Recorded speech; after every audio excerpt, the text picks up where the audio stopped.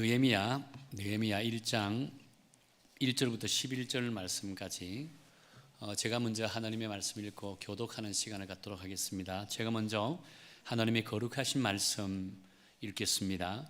하가라의 아들 느헤미야의 말이라. 아닥사스 왕 제20년에 기슬러월에 내가 수상궁에 있는데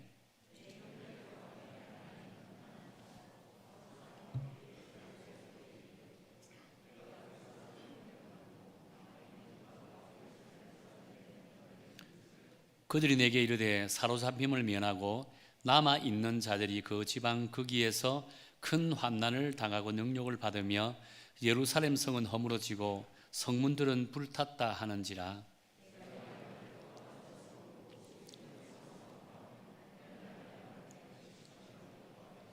이르되 하늘의 하나님 여호와여, 크고 두려우신 하나님이여, 주를 사랑하고 주의 계명을 지키는 자에게 언약을 지키시며 긍휼을 베푸시는 주여 간구하나이다.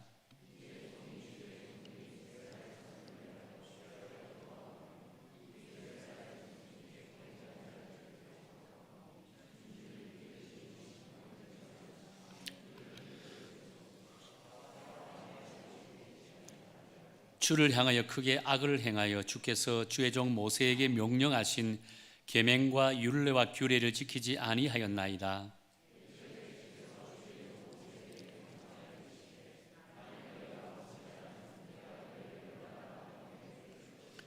만일 내게로 돌아와 내 계명을 지켜 행하면 너희 쫓긴 자가 하늘 끝에 있을지라도 내가 거기서부터 그들을 모아 내 이름을 두려고 택한 곳에 돌아오게 하리라 하신 말씀을 이제 청하건대 기억하옵소서.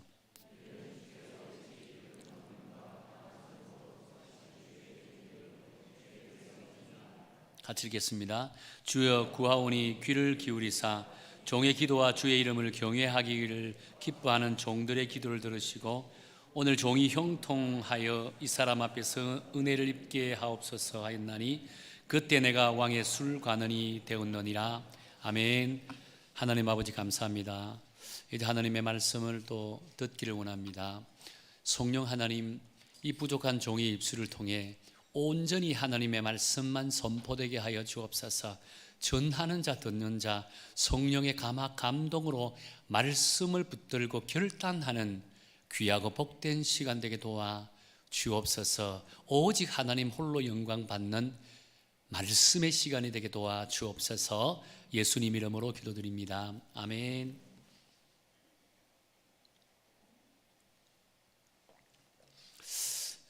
설교 말씀을 전하기 전에 앞에 있는 비전 선언문 아시죠? 우리 비전 선언문 함께 외치면서 시작하도록 하겠습니다.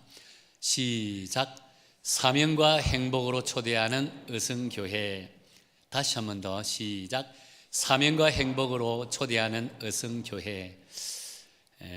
이 비전 선언문에는 두 가지 단어가 핵심 포인트라고 할 수 있습니다.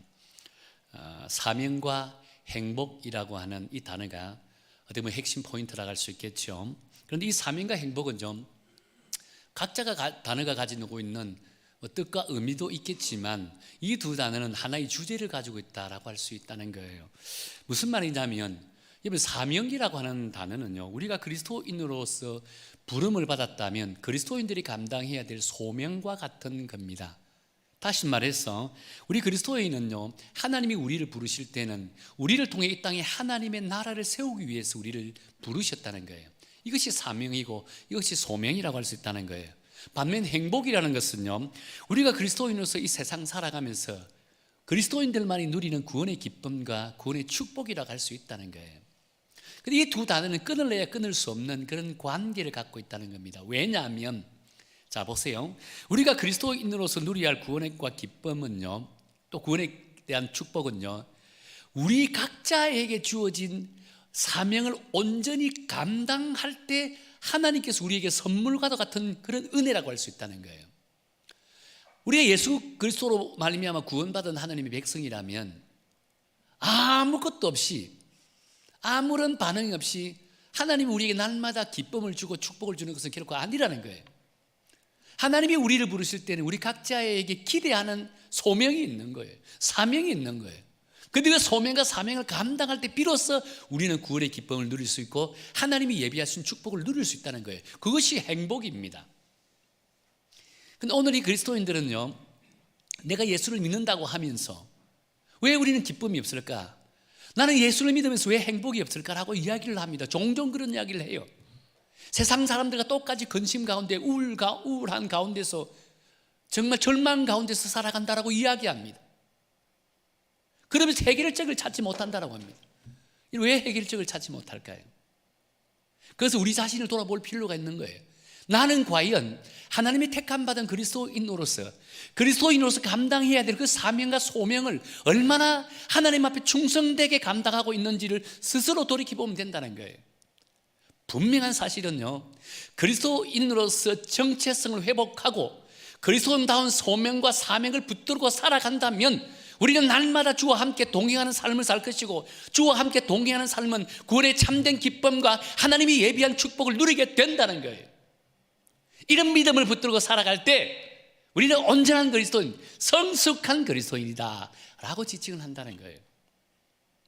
여러분은 과연 온전한 그리스도인, 성숙한 그리스도인이라고 자부할 수 있을까요?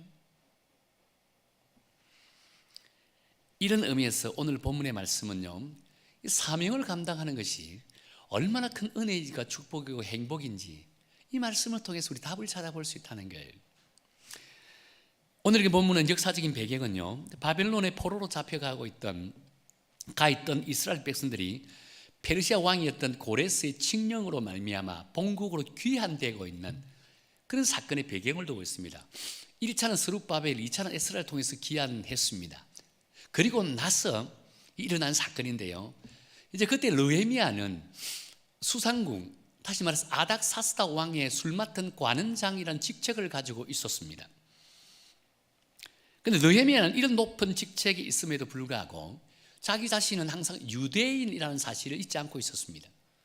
뿐만 아니라 예루살렘에 대한 소문에 귀를 기울이고 있었다는 거예요. 그러던 중에 자신의 형제, 아마 동생이라고 이렇게 알 수 있습니다, 하난이라고 하는 자가 2차 포로기환을 하고 나서 이제 얼마 지나지 않아서 다시 자기 형인데 찾아왔는 겁니다. 그러면서 형 입장에서는 예루살렘 상황이 대단히 궁금했잖아요. 물었습니다. 요즘 예루살렘 상황이 어떠냐? 우리 백성들이 그곳에서 잘 먹고 잘 살고 행복하게 살고 있느냐 물었습니다. 그런데 하나님의 보고는 어떻습니까? 예루살렘이 엉망이라는 겁니다. 주변국들의 침략으로 인해서 예루살렘 성벽이 파괴되고 불타버리고 지금 백성들은 지금 환난 가운데서 죽지 못해 살아가고 있다는 거예요. 느헤미야는 그 이야기를 듣는 순간에 갑자기 저 밑에서부터 뜨거운 것이 올라오는데요, 이 뜨거운 것이 갑자기 울분으로 솟아나면서 눈물이 쏟아지기 시작했다는 겁니다. 같은 동족인 한 사람으로서 그 자신의 동족이 고통받고 절망 가운데 있다는 소식을 들으니까 견딜 수 없는 그런 울분이 쏟아지기 시작했다는 겁니다. 통곡이 쏟아진 거예요. 그리고 나서 하나님 앞에 기도하기 시작했다고 했습니다. 그가 수일 동안 기도한 내용은요, 오늘 읽었던 본문의 5절부터 11절까지의 말씀의 내용입니다. 그 하나님 앞에 이런 기도를 들었다는 겁니다. 그 기도 내용을 보세요. 제일 먼저 기도한 것은 자기 자신이 하나님 앞에 말씀대로 살지 못하고 사명을 붙들고 살지 못했던 그 죄에 대한 회개고, 그리고 나서 자신의 민족이 하나님 앞에 말씀대로 살아가지 못했던 그 죄에 대한 통회 고백하는 그런 기도를 드리고 있다는 거예요.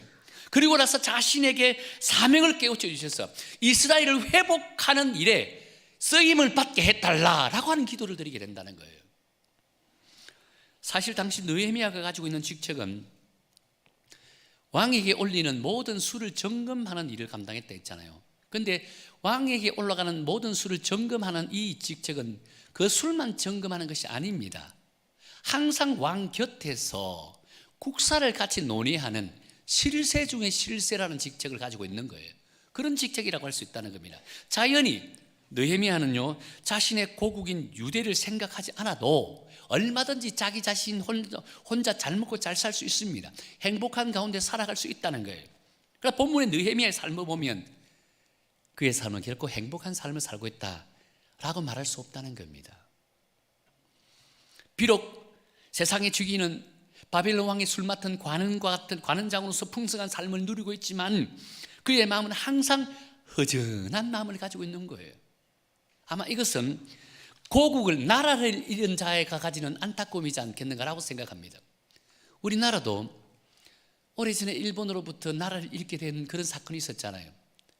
그래서 조상들의 이야기를 들어보면 그 당시 아무리 많이 가지고 똑똑한 생각을 가졌다 할지라도 정상적인 사람이라면요, 아무리 내가 풍성한 삶을 그 당시에 누렸다 할지라도 정상적인 사람이라면 항상 가슴 속에는 맺힌 한이 담겨 있다고 해서 한이, 고국을 잃은 자가 가지는 한이라고 할 수 있는 겁니다.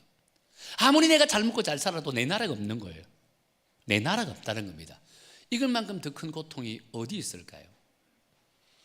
그런 와중에 동생 하나니를 통해서 유대의 안타까운 소식을 접하게 되죠. 그런데 그 소식을 들어도 당장 지금 자신이 할 수 있는 것이 없습니다. 자신이 아무리 실세 중에 실세고 왕의 술 맡은 그런 직을 감당한다 할지라도 내가 지금 고국을 위해서 해줄 수 있는 게 없다는 겁니다.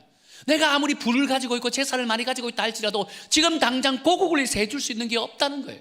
그러니까 더 안타까운 마음을 가지고 있는 거예요. 더 고통스럽다는 겁니다. 자신의 고국을 도울 수 없다는 이 생각만 하니까 울분이 솟아날 수밖에 없는 거예요. 그러니까 울고 또 울고 그리고 또 기도하고 또 기도할 수밖에 없었다는 거예요. 결국 기도 중에 자신의 사명을 깨닫게 된 거예요. 자신의 사명을 깨달으니까 용기가 생기게 되고, 용기가 생기니까 자신의 왕이었던 아닥사스다 왕을 찾아갑니다. 그러면서 자신이 지금 당하고 있는 이 고통을 소설하는 이야기를 하게 된다는 거예요. 근데 깜짝 놀랍게도 왕은 그 느헤미야의 고하고 있는 그 이야기를 다 듣고 느헤미야를 예루살렘에 파송합니다.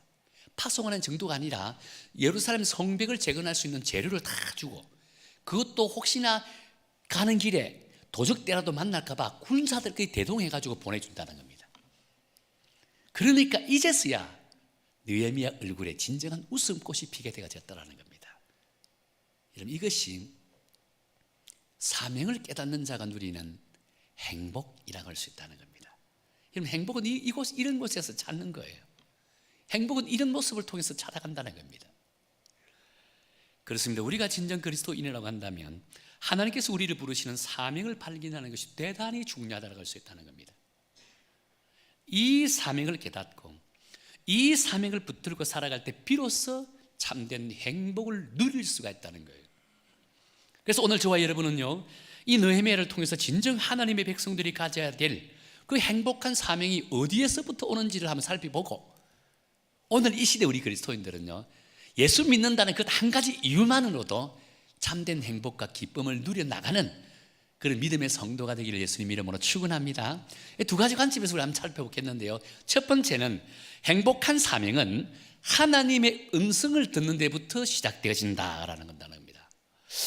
느헤미야는 사명을 인식하기 전에 먼저 하나님의 음성을 들었다고 했거든요. 우리 3절부터 4절까지 말씀 읽어볼까요? 우리 함께 읽도록 하겠습니다. 시작. 그들이 내게서 이르되 사로잡힘을 면하고 남아있는 자들이 그 지방 거기에서 큰 환난을 당하고 능욕을 받으며 예루살렘 성은 허물어지고 성문들은 불탔다 하는지라. 내가 이 말을 듣고 앉아서 울고 수일 동안 슬퍼하며 하늘의 하나님 앞에 금식하며 기도하여라고 합니다. 하나님의 부르심은 여러분 대부분 우리의 삶이 장밋빛 인생 같은 삶을 살 때입니다. 형통하게 살 때, 행복하게 살 때 주로 하나님이 우리를 부르세요. 그런데 우리의 반응은 어떻을까요? 그 부르심에 대해서 조금만 있다가 조금만 좀 더 누리고 조금만 더 즐기고 조금만 내가 하는 것 좀 더 하고 하나님의 부르심에 임하겠습니다라고 하는 것이 오늘 우리 그리스도인의 모습이에요. 그런데 여러분, 하나님의 때는요 오래 기다리지 않는다는 거예요. 하나님의 때는요 우리가 생각하는 그런 때와 전혀 다르다는 겁니다. 내일 당장이라도 하나님의 때가 임할 수 있습니다. 지금 느헤미야의 도움이 필요한 예루살렘은요, 성전이 파괴되고 성곽이 무너지고 그리고 성문이 불타버렸다라고 했습니다. 도저히 내일이라고 하는 희망을 찾을래야 찾을 수 없는 그런 때 하나님의 음성이 그의 형제 하나니를 통해서 느헤미야에게 임했다라고 한다는 겁니다. 그런데 놀랍게도 느헤미야는요, 그 형제를 통해서 예루살렘 소식을 들었을 때 곧바로 그것이 하나님의 음성으로 받아들였다는 겁니다. 이것이 중요하다는 거예요. 사절에 보면 그 소식을 듣고 그가 곧바로 하나님께 기도했다거든요. 하늘의 하나님 앞에 금식하여 기도하며라고 합니다. 이는 곧 하나님의 말을 하나님의 말씀으로 받아들였다는 증거라고 할 수 있다는 거예요. 그리고 하나님께서 하나님 일을 통해서 자신을 깨우치게 한다는 사실을 깨달았다는 겁니다. 그래서 자신이 왜 바벨론에 있는지, 자신이 왜 지금 수상궁에 있는지, 하나님이 왜 자신을 형통케 하고 위대한 자로 쓰고 있는지를 비로소 알게 되어졌더라는 겁니다. 사실 이런 부르심은요, 비단 느헤미야에게만 임하는 것은 결코 아닙니다. 우리가 그리스도인으로서 세움을 받았다면 이런 부르심은 우리의 삶의 일상적인 삶을 통해서 언제든지 일어난다는 거예요. 그런데 우리는 지금 이 상황이 너무 분주합니다. 너무 바빠요. 내가 살아가는 것이 너무 바쁘다는 거예요. 얼마나 바쁘게 살아갑니까? 젊은이도 마찬가지잖아요. 대학교 들어가면 직장 취업 준비 때문에 학교 입학할 때부터 골머리를 썩어요. 졸업한다고 해서 또 마음이 편합니까? 어느 직장 갈 것인가? 또 직장에 가도 조금이라도 더 좀 높은 직에 올라가 보려고 얼마나 발버둥을 칩니까? 평생 우리 인생이 편안할 날이 없습니다. 여유 있는 시간이 없다는 겁니다. 그렇다 보니까 하나님이 부르신다 해도 조금만 더 그렇게 하다 보니까 나이가 60이 되고 70이 되고 죽을 때가 다 돼간다는 거예요. 중요한 것은요, 하나님의 부르심일 때는 오늘 이 시간입니다. 제가 여러분에게 말씀을 전하는 이 시간이 오늘 하나님께서 여러분들을 부르시는 때라고 할 수 있다는 겁니다. 그럴 때 아멘으로 화답해야 되는 거예요. 하나님 여기 있습니다. 나를 사용하여 주옵소서. 이것이 오늘 우리 그리스도인들이 가져야 될 믿음의 자세라고 할 수 있는 거예요. 그런데 우리는 자꾸 이런 일 저런 일 핑계 점핑계 되면서 자꾸 늦추고 있는 거예요. 하나님이 늦추는 것이 아니라 지금 내가 늦추고 있는 거예요. 그렇게 우리가 진정 그리스도인으로서 세상 속에서 참된 기쁨을 누리지 못하고 참된 행복의 가치를 발견하지 못한다는 겁니다. 분명한 것은요, 우리가 진정 그리스도인이라고 한다면 하나님의 부르심을 듣기 위해서는 항상 깨어 있어야만 하는 거예요. 그리고 듣기 위해서는 반응할 준비가 되어 있어야만 한다는 겁니다. 우리 이것을 두고 영적인 민감함이라고 합니다. 영적으로 민감한 사람들은 하나님이 자신을 부를 때는 반드시 예라고 한다는 겁니다. 영적으로 민감하지 않는 사람은요, 하나님이 부르도 노라고 합니다. 여러분은 예스맨이 되기를 예수님 이름으로 축원합니다. 하나님이 부르실 때는 예스맨이 되기를 축원합니다. 그것이 목사를 통해 부를 수도 있고요, 믿음의 선배로 통해서 부를 수도 있습니다. 말씀을 통해 또 부를 수 있다는 겁니다. 그럴 때마다 예스라고 하는 예스맨이 되기를 예수님 이름으로 축원합니다. 사실 영적으로 민감한 사람들은요, 하나님의 음성을 쉽게 캐치합니다. 기도 중에 듣기도 하고, 말씀을 읽다가도 듣기도 하고, 또 설교 말씀을 통해서 하나님의 부르심을 캐치하기도 합니다. 어떤 분들은 찬양을 부르다가도 하나님의 부르심에 응답하는 경우들이 있다라고 해요. 그래서 우리는 하나님의 음성을 듣기 위해서는요, 매 순간 영적인 민감성을 유지해 나가야 한다는 거예요. 가끔 성도님들 중에 저에게 이렇게 질문하는 분이 있습니다. 목사님, 저는 열심히 기도하는데도 불구하고 하나님의 음성을 들을 수 없어요 라고 합니다. 또 목사님은 그럼 어떻게 하나님의 음성을 듣습니까? 라고 물어요. 하나님의 음성을 듣는 방법은 사람마다 조금씩 달라요. 똑같은 것은 결코 아닙니다. 조금 전에 제가 말씀드린 것처럼 어떤 사람들은 새벽 기도를 하다가도 하나님의 음성을 듣고, 어떤 사람들은 큐티를 하다가도 하나님의 음성을 듣고, 어떤 사람은 예배 중에 설교 말씀을 듣다가도 하나님의 음성을 듣고, 또 찬양을 통해서 듣게 되고, 다양한 방법을 통해서 하나님의 음성을 듣는 거예요. 그런데 중요한 것은 이런 하나님의 음성을 들을 때는 반드시 영적인 민감성을 유지할 때라는 전제 조건이 붙는다는 거예요. 자, 저의 경우는 어떨까? 저는 종종 다양하게 목사이기 때문에 다양한 음성을 들어요. 그러나 종종 중요한 결단과 중요한 결정을 해야 될 때는요, 자주 하나님께 저에게 꿈을 통해서 하나님의 음성을 들려줄 때가 있더라는 겁니다. 그래서 하나님 중요한 결정을 앞두고는 계속 하나님 앞에 기도합니다. 영적인 민감성을 유지하기 위해서. 예를 든다면 오해하지 마시고 들으세요.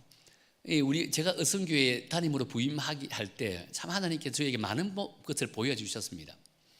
꿈도 보여주시고 환상도 보여주셨는데, 한 번은 제가 이제 장로님들이 저한테 이 담임 목사를 청빙하고 싶다라고 하는 청빙 절차에 응해 주시면 좋겠다라고 했을 때, 제가 그때 처음에 노했습니다. 여러 번 노했습니다.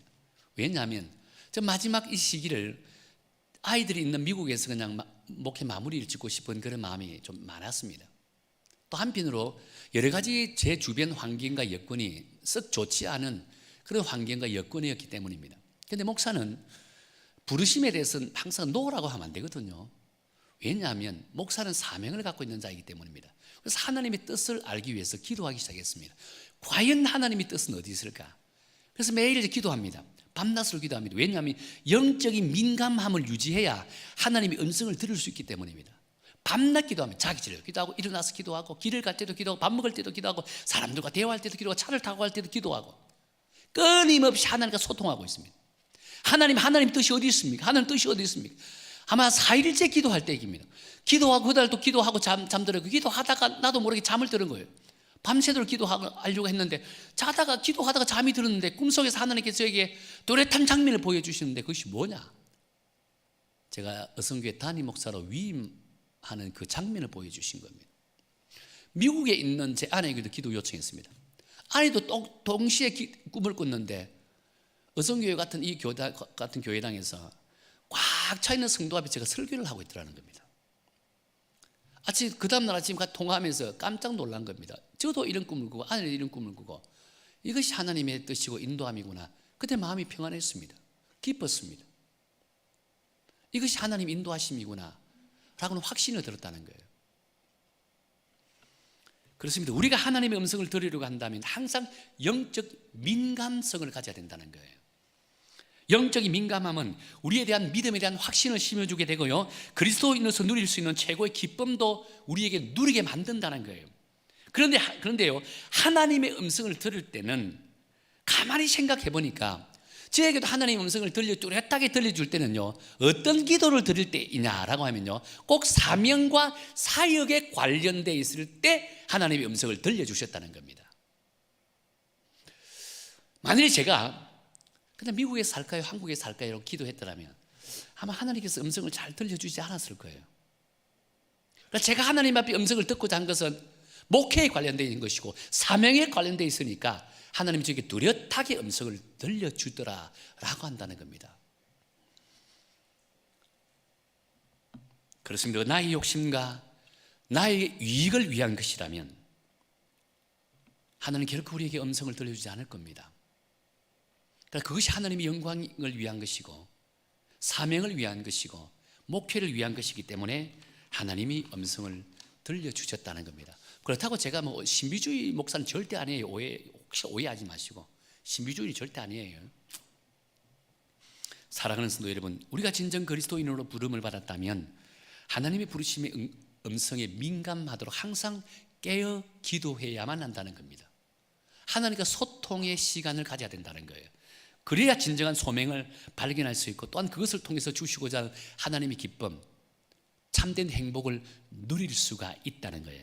그렇게 오늘도 우리를 부르시는 하나님의 음성에 민감한 성도가 되어서 사명을 통해서 여러분의 인생 참된 기쁨과 행복을 누려나가는 그런 성숙한 그리스도인이 되시기를 예수님 이름으로 축원합니다. 또 한 가지는, 행복한 사명은요, 목적을 품는 데서부터 시작되어진다라고 한다는 겁니다. 제가 설교를 준비하면서 홍민기 목사님 쓰신 책을 한번 쭉 읽어보았습니다. 그 가운데 그 책 내용이 다시 세움이라는 책이거든요. 이 책 내용 가운데 이런 글귀가 있더라고요. 제가 여러분에게 소개할게요. 사람들이 분명한 목적이나 목표를 가지고 살고자 발부둥을 칠 때는 우울증에 잘 빠지지 않는다. 그러니까 삶의 뚜렷한 목표를 상실하는 순간부터 혹은 의도하지 않는 방향으로 삶이 진행되면 무력감을 경험하게 된다. 그때 사탄은 속삭인다. 이제 그만 삶에 대한 희망 놓아버려. 이처럼 무력감은 우울증을 몰고 온다. 자신을 무가치하다고 생각하게 하는 것이다. 그렇습니다. 우리가 그리스도인으로서 인생을 살면서 목적 의식 갖고 살아가는 것만큼 큰 축복이 없다라고 했습니다. 그래서 뚜렷한 목적 의식을 갖고 살아가는 분들 중에는요, 정신적인 질병이 별로 없다라고 합니다. 뚜렷한 목적 의식은 그리스도인으로서의 목적 의식입니다. 그것을 살아간다면요, 정신적인 질병에서 자유할 수 있다라고 했습니다. 혹이나 예배드리는 여러분 성도들 가운데서 아직도 정신적으로 우울증이나 공황장애나 다양한 정신적인 질병으로 고통받고 있는 분들이 혹시나 이 가운데 있더라면, 예수 그리스도께서 여러분을 부르실 때 여러분에게 주신 사명이 있습니다. 소명이 있습니다. 그 소명은 이 땅에 하나님의 나라를 세워나가는 것입니다. 그 뚜렷한 목적 의식을 갖고 살아가기를 원한다면 여러분은 지금 우울증에서, 공황장애에서 자유하게 될 줄로 믿습니다. 자유하게 될 줄로 믿습니다. 참된 자유함을 누리십시오. 그것이 참 기쁨이고 참된 행복이라고 할 수 있다는 거예요. 그래서 사단은요, 우리에게 아무런 목적을 갖지 못하도록 끊임없이 우리를 유혹하는데, 어떻게? 그리스도인으로서 정체성을 갖지 못하도록 끊임없이 우리를 공격해 옵니다. 그리스도인의 정체성을 잃어버리면 삶의 목적을 잃어버립니다. 왜냐하면 나는 누구인지 알지 못하기 때문입니다. 내가 누구인지를 정확하게 알 때 하나님이 우리를 부르신 목적이 있고 존재 목적이 있다는 겁니다. 그 목적대로 살아가려고 노력하는 거예요.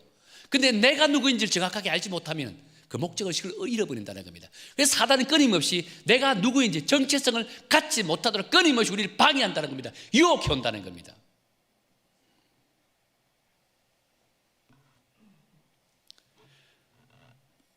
오늘날에는 물질이 참 풍성한 시대죠.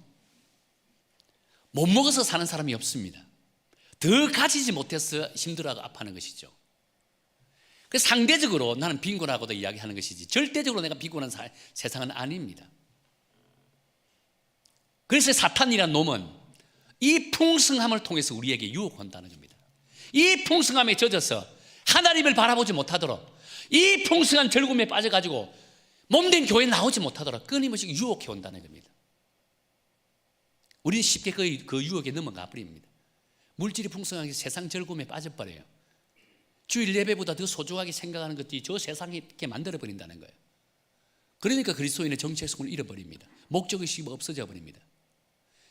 그렇게 물질에 대한 풍성함을 누리도 세상 삶은 즐거워도 영혼은 끊임없이 공허합니다. 빈곤하다는 거예요. 이 공허함과 빈곤함이 우울증을 가져오게 됩니다. 정신적인 고통을 가져오게 된다는 거예요. 오늘 본문에 등장하는 느헤미야를 보세요. 그는 결코 세상적인 삶이 고달프지 않았습니다. 왕의 비서실장으로 풍족한 삶을 영위하고 있었다라 했습니다. 그렇게 아쉬운 것이 하나도 없는 그런 인생을 살고 있었습니다. 물질적으로도 명예적으로도 쾌락적인 부분에서도 최고의 삶의 질을 유지하고 있었다고 했습니다. 그런 그의 형제인 하나니아의 말 한마디에 며칠 동안 눈물을 흘리면서 통회하고 자복했다 했습니다. 그냥 눈물을 흘린 것이 아닙니다. 오늘 보면 5절부터 11절까지 내용이 어떤 내용이랬죠? 통회의 눈물을 흘린 그 이유와 근거를 제시하고 있다 했습니다. 그 내용을 보세요. 어떤 내용입니까? 그 내용 속에는요, 분명 제일 먼저 자신의 죄를 철저하게 회개하고 있다는 겁니다. 왜? 하나님께서 왜 자신을 비서실장으로 세워주셨는지 망각하고 살았다는 겁니다. 자기 힘으로 올라간 것이 아니에요. 자기 힘으로 권력을 가진 것이 아니에요. 하나님의 특별한 은총이고 인도하심으로 통해서 그 위치에 올라간 거예요. 그런데 그것을 망각하고 살았다는 거예요. 자신의 백성들도 마찬가지입니다. 왜 포로로서 귀환하게 됐죠? 하나님의 은혜입니다. 은혜를 망각하고 살아고 있었다는 겁니다. 하나님의 말씀을 지키지 않고 살아왔다는 겁니다. 그 죄에 대해 통회하고 자복하고 있는 거예요. 지금까지는 너무나도 현재 삶이 만족스러우니까, 행복하니까, 너무 즐거우니까 하나님이 주신 목적을 상실하고 있었잖아요. 그런데 하나님의 보고를 듣고서야 비로소 하나님이 주신 목적을, 사명을 깨닫게 되어졌더라 라고 한다는 거예요. 지금까지는요, 자기의 인생은 최고의 권력에 오르는 것이, 최고의 부를 갖는 것이 인생의 참된 목적이라고 생각했습니다. 그래서 앞만 보고 달려온 거예요. 그러니까 왕의 신하 가운데 최고의 실세와 같은 실세의 자리에 올라왔다는 겁니다. 그런데 왠지 모르게 올라가면 올라갈수록, 채우면 채울수록 자신의 내면 한가운데에서는 공허함과 허전함만 더 가득히 채워졌다는 겁니다. 그렇다 보니까 참된 행복이 무엇인지 온전히 깨닫지 못했다는 거예요. 세상적인 즐거움이 참된 행복이 아니에요. 하나님의 백성들에게는, 우리 그리스도인들에게는요, 세상에서 누리는 것이 3대 행복과 기쁨의 조건이 아니에요. 그 순간적으로 왔다가 사라져버린다는 겁니다. 우리에게 진정한 기쁨은요, 하나님과 함께하는 거예요. 하나님의 사명을 붙들고 살아가는 것이 우리 인생에서 가장 큰 기쁨이고 행복이라고 할 수 있는 거예요. 그런 것을 깨닫게 되니까 하나님의 음성을 듣게 되는 겁니다. 비로소 하나님의 콜링을 온전히 깨닫게 되어졌더라는 겁니다. 하나님의 음성을 듣는 순간에 진정으로 자신의 존재 목적을 비로소 깨닫게 된 거예요. 그래 어찌 눈물을 흘리지 않을 수 있을까요? 그래 어찌 통곡하지 않을 수 있을까요? 저는 이것이 바로 사명을 깨닫고 삶의 존재 목적을 온전히 깨닫는 자만이 누리는 참된 행복이라고 한다는 거예요. 계속해서 한번 볼까요? 느헤미야는 삶의 목적을 발견하고 나니까 그에게 삶의 활력소가 생기거든요. 여러분, 삶의 활력소가 생기면 우리 그리스도인들이 제일 먼저 하는 행동이 무엇인 줄 아세요? 기도합니다. 하나님과 영적인 소통을 하려고 노력하는 거예요. 얼마나 기도를 많이 했냐면요, 1장 1절에 보면 하나니아로부터 소식을 들을 때가 기슬러월이라고 합니다. 기슬러월에 하나님으로부터 소식을 들었다 했거든요. 2장 1절에 넘어가면 이제 용기를 내어서 아닥사스다 왕에게 가서 찾아가서 자신의 고통을 이야기하는 장면이 나옵니다. 그때는 니산월이라고 합니다. 그런데 기슬러월과 니산월 그 사이가 기간이 얼마냐면요, 4개월치입니다. 4개월. 다시 말해서 이는 곧 4개월 동안 이 문제를 붙들고 하나님 앞에 기도했다는 겁니다. 그리고 나니까 용기가 생기게 되고 결국 왕 앞에 자신의 비전을 당당하게 말하게 되어졌더라는 거예요.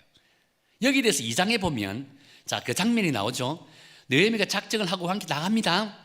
근데 왕이 느헤미야의 얼굴을 보고 살피고 깜짝 놀랐습니다. 뭐라고 이야기합니까? 2절에 보면 2장 2절입니다. 자네 얼굴에 수심이 가득하네 라고 묻습니다. 왜 이리 수심이 가득해? 왜냐하면 날마다 왕과 함께 국사를 나누고 왕 옆에서 지키면서 매일 어떻게 보면 24시간이나 하는 걸 떠나서 왕이 잠든 시간 외에는 항상 붙어 같이 있습니다. 오늘따라 수심이 가득하다. 왜 수심이 가득하냐라고 묻는 거예요. 여러분, 이 당시적인 관점에서 보면 신하가 왕 앞에 나갈 때 얼굴 팍 찌푸리고 이리 나가면 왕은 어떻게 대할까요? 죽으려고 지금 한장인 거예요. 어떻게 왕 앞에 나오면서 일장 팍 쭈그리 하고 나올 수 있을까요? 아니에요.